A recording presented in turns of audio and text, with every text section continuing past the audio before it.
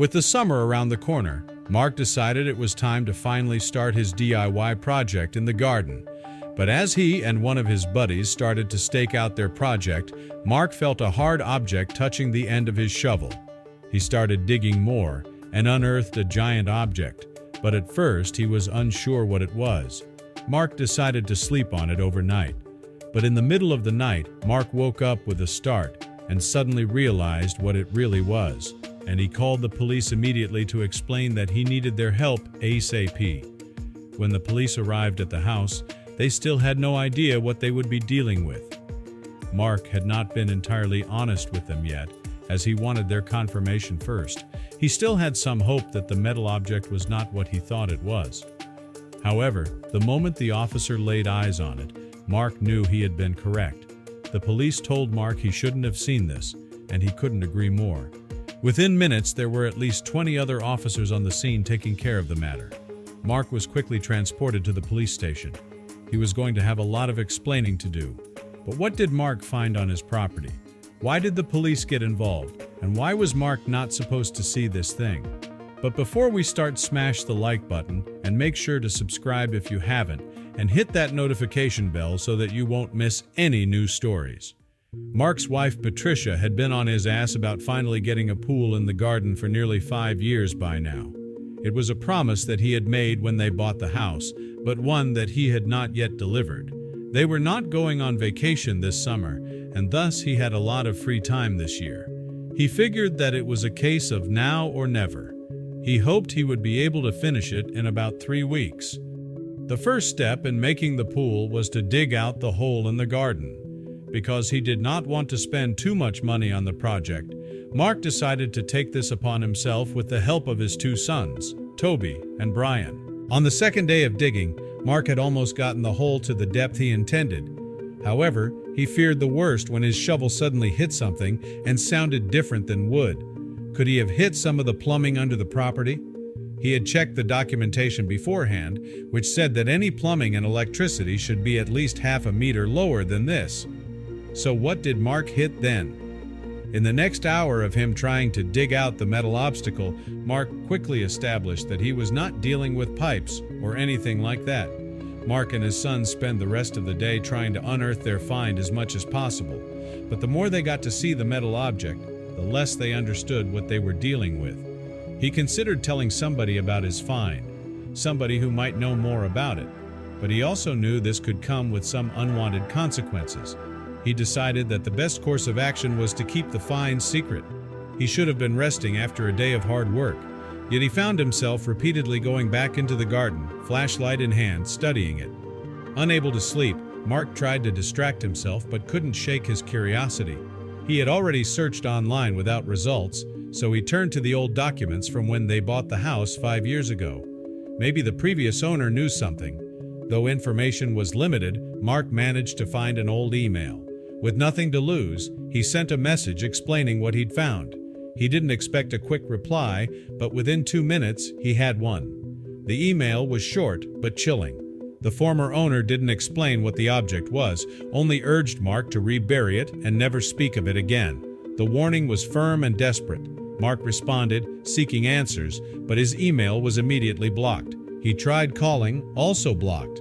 Rather than deterring him, this only deepened Mark's curiosity. What could be so secret that someone would go to such lengths to keep it buried? Later that night, sleep finally overtook him, but the object haunted his dreams. The next morning, he reversed his decision and called the police.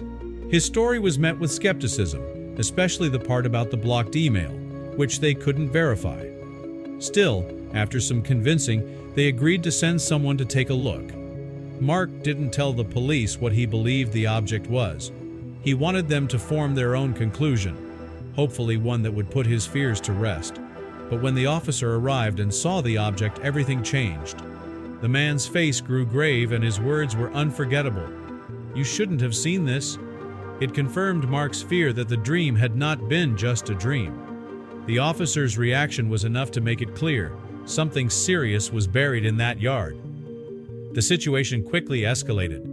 The police grew suspicious of Mark, doubting his story about the former owner. When they checked the email address, it had already gone out of service. It looked like Mark was making it up. Thinking he was trying to cover something up, they handcuffed him on the spot. Mark was stunned. One moment he was reporting a strange find, the next he was being led away like a suspect. As he was escorted into the back of the police cruiser, he heard the officer begin to read him his rights, words he'd only ever heard in movies. "You have the right to remain silent." The door closed with a heavy, final click. Mark stared ahead, overwhelmed by a growing sense that his life had just changed forever. After Mark was taken to the station, he found himself in an interrogation room. Across from him sat a gruff detective who pressed him repeatedly about the strange object in his yard, where it came from and why it was hidden. Mark explained his contact with the previous homeowner, but the officer dismissed it outright. He felt overwhelmed. The glaring lights, the relentless questions. It was clear he needed legal help. Realizing he was in over his head, Mark stopped answering and requested a lawyer. Meanwhile, at home, his family wasn't idle. Patricia and their sons turned their house upside down, searching for anything that might help. In a pile of documents over a decade old, they discovered something important. A permit granted to the previous owner for digging up the yard due to faulty sewage pipes. The repair site matched the exact location of the object. This discovery raised new questions. Why had the former owner buried it instead of disposing of it? Fortunately, one of Mark's sons, Toby, was a private investigator. After extensive research, he tracked down the previous owner, who now lived on the other side of the state. While Patricia stayed behind, Toby and his brother Brian took the long drive, determined to clear their father's name. Back at the station, Mark wrestled with whether to share his suspicions about what the object might be. Would revealing that he thought it was something dangerous or historic make things worse? His lawyer finally arrived, bringing some relief. The officer had no definitive proof linking Mark to the object's burial, but the lawyer was cautious. If the police could prove it had been underground for 10 years, Mark's situation would become far more serious. Hours later, Toby and Brian arrived at the former owner's home. It appeared empty. Hoping someone would return soon, they scouted the area. Looking through the windows revealed a fully furnished house. Maybe they'd just stepped out. Still, the brothers didn't wait. They ventured into the backyard, thinking it might hold clues like their own. Their search led them to a shed. What they found inside stunned them. Toby snapped pictures immediately, convinced this could be the evidence they needed. The shed was packed with odd items, but what stood out were numerous metal detectors. Clearly, the previous owner was a collector. Antique equipment filled the shelves. Some items even resembled the object buried in Mark's yard. The walls were lined with old firearms and relics that seemed to come from past wars, including fragments of artillery shrapnel. But then they saw something more disturbing: components from what looked like old explosive devices. This discovery shifted everything. Was the object in their yard part of something bigger? Something darker? They prepared to call the police with their findings when a voice suddenly startled them. "What are you doing on my property?" The boys turned to see a woman behind them. Their hearts pounded. It was the wife of the former homeowner. Without hesitation, Toby stepped forward. He knew they didn't have much time and had to explain everything to get the truth out before it was too late. "Forgive the intrusion, ma'am," Toby said, trying to remain calm. "I'm Mr. Wilson, a private investigator. I believe your husband is linked to an ongoing police investigation." Her face paled at the mention, clearly shaken.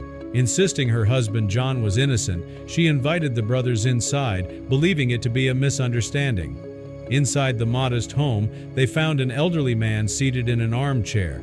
Toby introduced himself and asked permission to record their conversation. John agreed. Toby began explaining the situation. A mysterious object had been found buried in the backyard of John's former home. A permit from over a decade ago indicated John had access to that exact spot. John sighed deeply. He acknowledged the truth. He had hoped his past would remain buried both literally and figuratively. He admitted he had asked Mark to keep quiet when he was first contacted. John explained his decades-long hobby of collecting military relics, much to the frustration of his wife, Dolores. But one particular item he had hidden, even from her. Years ago, he received a tip about an abandoned military testing ground not far from his property. Despite the area being restricted, curiosity and obsession drove him to trespass. While scavenging, John discovered something that stunned him, a massive metallic object. It was unlike anything he'd seen before. Unable to resist, he brought it home and stored it in his shed. But soon after, news reports emerged about a missing military device. As authorities began investigations, panic took hold. Conveniently, his backyard was already dug up due to plumbing work. Desperate to hide the object, he buried it beneath the garden. It seemed the perfect solution at the time. John stressed he had no harmful intent, only fear. The object had haunted him since, especially after he and Dolores moved closer to family. He revealed that every day he had worried about the consequences if it was discovered. Toby asked the most pressing question. What did John believe the object was? John's answer sent a chill through the room. He was convinced the object was a bomb, and not an ordinary one, but a weapon of mass destruction. The frantic military response years ago made sense in light of that belief. He felt the secret had become too dangerous to keep. With the recording secured, Toby and Brian thanked the couple and began their journey home. They knew time was of the essence. The evidence needed to clear their father's name and ensure public safety. Upon arriving at the police station the following morning, they handed over the recording. The room fell silent as John's confession played. The authorities, now understanding the gravity of the situation, coordinated with military personnel for safe extraction of the object. Mark was finally released. He embraced his wife and sons, overwhelmed with relief. The authorities later confirmed that the object was indeed military in origin. Thankfully, it had been secured without incident. Weeks passed, and the backyard, once a site of tension and fear, was transformed. Laughter and splashes now filled the air. Patricia's dream of a swimming pool had come true, and the family celebrated the peace they had fought so hard to reclaim. But none of them could shake the feeling that the past might not be finished with them just yet.